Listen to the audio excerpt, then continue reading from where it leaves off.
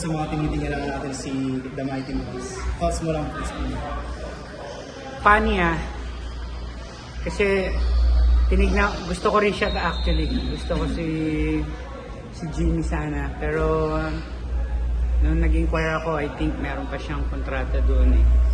So, funny lang kasi parang nagustuhan ko.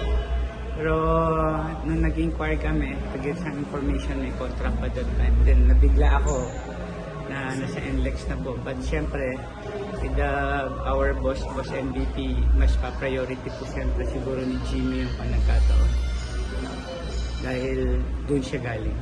Pero ano lang, masaya rin ho dahil sabi ko, gusto ko to eh. Sana makakatulong for our team. Pero they have a contract that time. Andun pa yung NBA time kasi.